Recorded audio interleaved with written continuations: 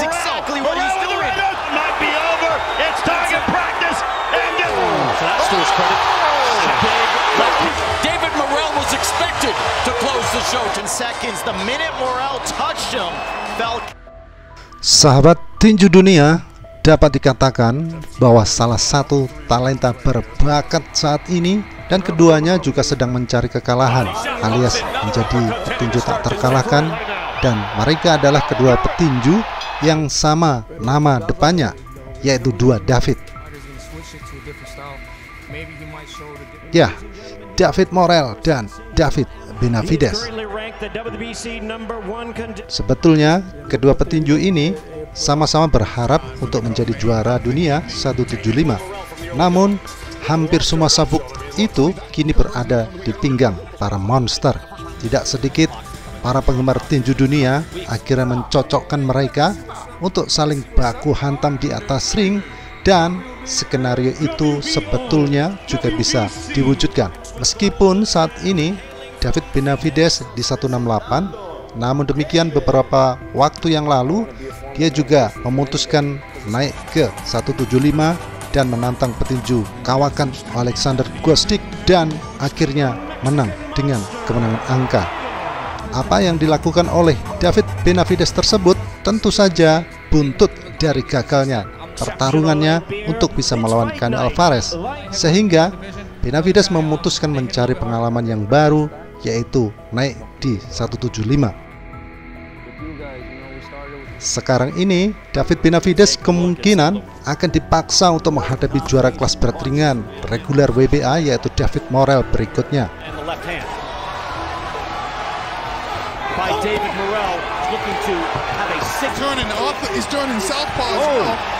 Pemenangnya akan menantang siapapun yang menang dari pertandingan perebutan gelar juara kelas berat ringan tak terbantahkan antara Artur Beterbiev dan Dmitry Bivol dalam pertarungan mereka pada 12 Oktober mendatang di Riyadh, Arab Saudi. Idealnya Benavidez tentu saja harus menghadapi David Morrell yang belum pernah terkalahkan dari 11 pertarungannya, dan pemenangnya akan menantang pemenang Bivol versus Beterbiev untuk perebutan hadiah utama berupa 4 sabuk juara. Banyak yang berspekulasi bahwa Benavidez enggan, malas, tidak mau untuk mempertaruhkan kesempatannya meraih gelar juara dunia dengan melawan petinju berbakat asal Kuba ini, David Morrell, yang kemungkinan besar dia berpotensi kalah dalam bentrokannya itu.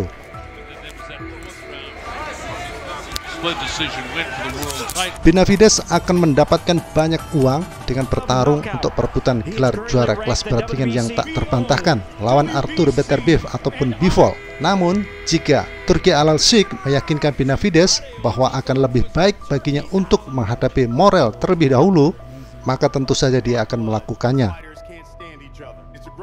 Hanya Turki Al-Sheikh yang dapat membujuk Benavidez untuk mau melawan David Morrell, karena tidak mungkin ia akan mengajukan dirinya untuk melawan dalam pertandingan eliminasi semifinal ini. Ia tidak akan melakukannya jika ada banyak uang yang dapat dia peroleh dari pertarungannya melawan pemenang pertarungan antara Bivol versus Beterbiev. Organisasi tinju dunia WBC seakan mempermudah David Benavidez yang saat ini mempunyai rekor 29 menang dengan 24 menang KO tanpa pernah kalah untuk berhadapan dengan pemenang Bivol versus Beterbiev, yaitu dengan menyetujui pertarungan terakhirnya melawan petinju yang berusia 37 tahun yang melampaui prestasi terbaik dari Alexander Usyk untuk merebutkan gelar sementara kelas 175 pada awal tahun ini, yaitu pada 15 Juni di Las Vegas. Itu seharusnya tidak terjadi pada gelar kelas berat ringan WBC sementara, mengingat Benavidez melakukan debutnya di 175 dan melawan petarung yang lebih tua, Alexander Gvozdyk, yang baru saja keluar dari masa pensiun panjangnya, yaitu 4 tahun, dan telah keluar dari olahraga ini mulai tahun 2019 hingga 2023.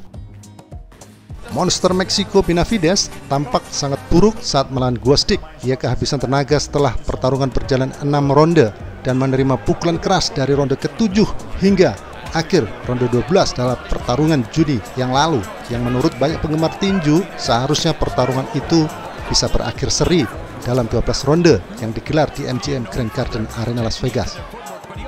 Juri saat itu sepertinya memberi Benavidez keputusan menang angka. Namun sekali lagi, para penggemar tinju tentu saja menyaksikan dan melihat apa yang terjadi di atas ring.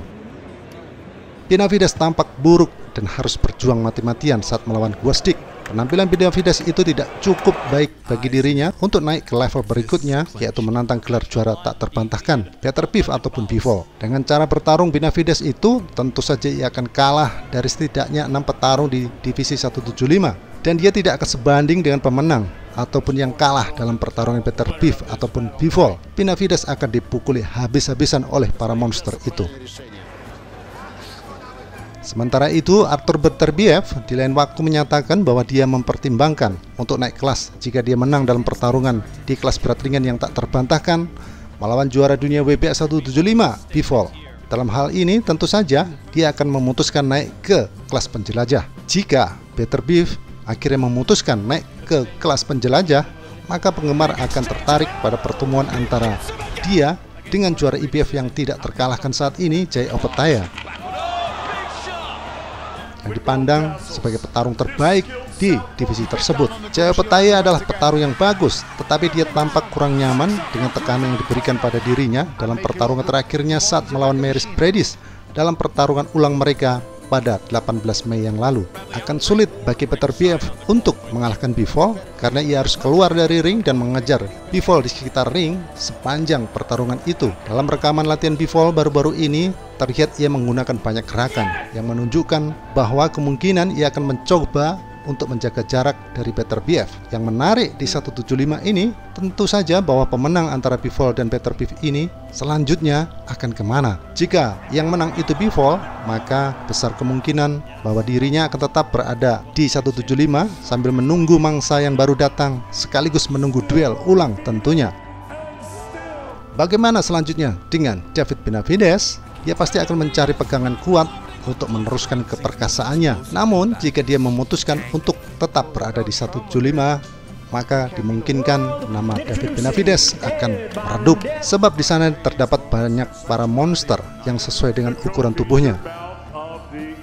Jika di 168 Benavidez tak terkalahkan dan merupakan monster, tetapi di 175 lain lagi ceritanya. Apalagi jika melihat penampilan terakhir dari petarung itu saat bertarung di 175. Sekarang ini Benavidez cukup kesulitan mencari lawan bertempur yang bergengsi di 168 karena tentu saja Canelo menolaknya. Bisa dikatakan semakin dikejar semakin jauh bagi Canelo. Hal tersebut disadari betul oleh kubu Benavidez sehingga akhirnya dia memutuskan dengan berat hati untuk naik kelas yang sangat berbahaya bagi diri dan karir Benavidez. Sahabat tinju dunia, sangat menarik memang membahas pertarungan di 175 ini karena di situ dipenuhi oleh para monster dan para petinju papan atas. Apalagi jika dibumbui dengan perseteruan para maestro baku hantam. Ya, kita tunggu saja.